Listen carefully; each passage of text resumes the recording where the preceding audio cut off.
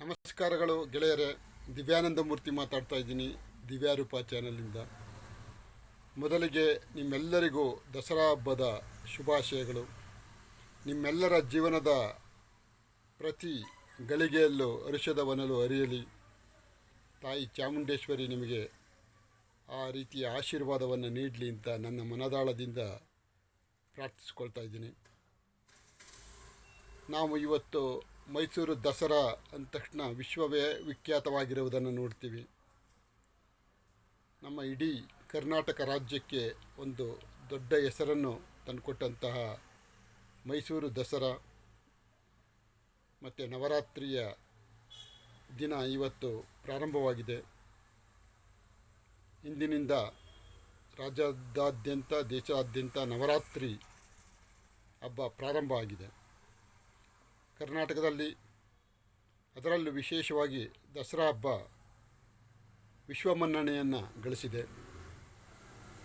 ಈ ಸಂದರ್ಭದಲ್ಲಿ ನಾವು ನೋಡಬೇಕಾದದ್ದು ತಾಯಿ ಚಾಮುಂಡೇಶ್ವರಿ ಯಾವ ರೀತಿ ನಾಡಿಗೆ ಅಲ್ಲಿನ ರಾಜಮನೆತನದ ಮೂಲಕ ಎಷ್ಟು ಒಳ್ಳೆಯದನ್ನು ಮಾಡುವ ಶಕ್ತಿ ನೀಡಿದ್ದಾರೆ ಮತ್ತು ಆ ಮೂಲಕ ಕರ್ನಾಟಕ ರಾಜ್ಯಕ್ಕೆ ಎಷ್ಟು ಉಪಯುಕ್ತವಾದ ಕೆಲಸಗಳಾಗಿವೆ ಮೈಸೂರು ರಾಜಮನೆತನದಿಂದ ಅನ್ನೋದನ್ನ ನಾವು ಸ್ಮರಿಸಿಕೊಳ್ಬೇಕಾದಂಥ ದಿನವಿದು. ಮೈಸೂರಿನ ಮಹಾರಾಜರು, ವಿಶೇಷವಾಗಿ ನಾಲ್ವಡಿ ಕೃಷ್ಣರಾಜ ಒಡೆಯರು ಸೇರಿದಂತೆ ಅನೇಕ ರಾಜರುಗಳು KRS ಅಣೆಕಟ್ಟು ಮೊದಲುಗೊಂಡು ರಾಜ್ಯದ ಜನತೆಗೆ ಉಪಯೋಗವಾಗುವಂಥ ಸುಮಾರು 30 ದೊಡ್ಡ ಕೆಲಸಗಳನ್ನು ಮಾಡಿದ್ದಾರೆ. ಅದರ ಪಟ್ಟಿಯೇ ಇದೆ. ಇನ್ನೊಂದು ಸಂದರ್ಭದಲ್ಲಿ ಅದನ್ನು ವಿವರವಾಗಿ ಮಾತಾಡೋಣ. ಈಗ ನಾವು ಈ ದಿನ ಅದನ್ನೆಲ್ಲ ನೆನೆಸ್ಕೋಬೇಕಾದ ದಿನ. ಕೃತಜ್ಞತೆ ಇರಬೇಕು. ನಾವು ಆ ರಾಜಮನೆತನ ಜನತೆಗಾಗಿ ಮಾಡಿದ ಸೇವೆಯನ್ನು ಮಾದರಿಯಾಗಿ ಇಟ್ಕೊಳ್ಳೋಣ. ನಮ್ಮ ಜೀವನದಲ್ಲೂ ಕೂಡ ನಾವು ದೇವರು ಕೊಟ್ಟ ಉಡುಗೊರೆಗಳನ್ನು ನೋಡಿಕೊಂಡು ದೇವರಿಗೆ ಸದಾ ಕೃತಜ್ಞತೆ ಹೇಳ್ತಾ ನಮ್ಮ ಶಕ್ತಿಯನ್ನು ಹೆಚ್ಚಿಸ್ಕೊಳ್ಳೋಣ. ನವರಾತ್ರಿಯು ನಮಗೆ ಎಲ್ಲ ರೀತಿಯ ಶಕ್ತಿಯನ್ನು ತಂದುಕೊಡಲಿ.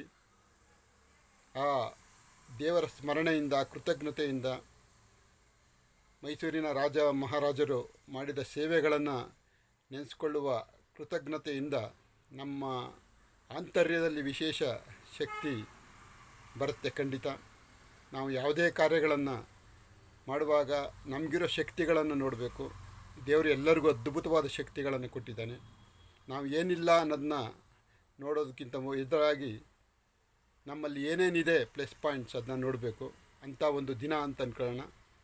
ನವರಾತ್ರಿಯ ಮೊದಲ ದಿನ ಇದು. ಅತ್ಯಂತ ಶುಭ ದಿವಸಗಳು. ಈ ದಿನಗಳಲ್ಲಿ ನಮ್ಮ ಮೇಲೆ ನಾವು ಜಯ ಸಾಧಿಸಿಕೊಳ್ಳುವ ಪ್ರಯತ್ನಗಳನ್ನು ಮಾಡೋಣ. ನಮ್ಮಲ್ಲಿರೋ ಧನಾತ್ಮಕ ಶಕ್ತಿಗಳನ್ನು ಹೆಚ್ಚಿಸ್ಕೊಳ್ಳೋಣ ಅಂತ ಹೇಳ್ತಾ, ನಿಮ್ಮೆಲ್ಲರಲ್ಲಿಯೂ ಕೂಡ ಶಕ್ತಿಗಳಿವೆ. ಆ ನಿಟ್ಟಿನಲ್ಲಿ ನೀವು ಸದಾ ಉತ್ತಮವಾದದ್ದನ್ನೇ ಚಿಂತಿಸೋಣ.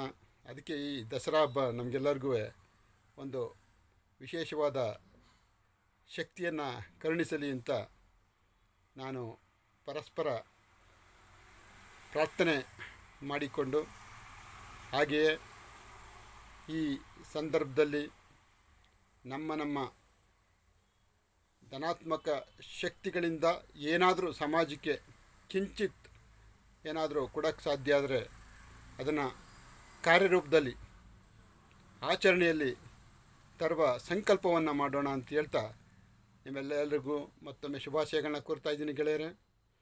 ನನ್ನ ಚಾನಲ್ನ ಸಬ್ಸ್ಕ್ರೈಬ್ ಮಾಡ್ಕೊಳ್ಳಿ. ಹಾಗೆ ಸಬ್ಸ್ಕ್ರೈಬ್ ಮಾಡ್ಕೊಂಡಿರೋರು, ಚಾನಲ್ ನೋಡ್ತಾ ಇರೋರು ತಮ್ಮ ಅಭಿಪ್ರಾಯಗಳನ್ನು ತಿಳಿಸಿ. ಮುಂದೆ ಒಂದು ವಿಶೇಷ ಕೃತಿಯ ವಿಚಾರವಾಗಿ ಮುಂದಿನ ಸಂಚಿಕೆಯಲ್ಲಿ ಹಂಚಿಕೊಳ್ತೀನಿ. ಗೆಳೆಯರಿಗೂ ಹೇಳಿ ನನ್ನ ಚಾನಲ್ ಸಬ್ಸ್ಕ್ರೈಬ್ ಮಾಡಿಸಿ. ಒಳ್ಳೊಳ್ಳೆಯ ವಿಚಾರಗಳನ್ನು ಪರಸ್ಪರ ಹಂಚಿಕೊಳ್ಳೋಣ. ನಿಮ್ಮ ಪ್ರತಿಕ್ರಿಯೆಗಳು ಭಾಳ ಮುಖ್ಯ.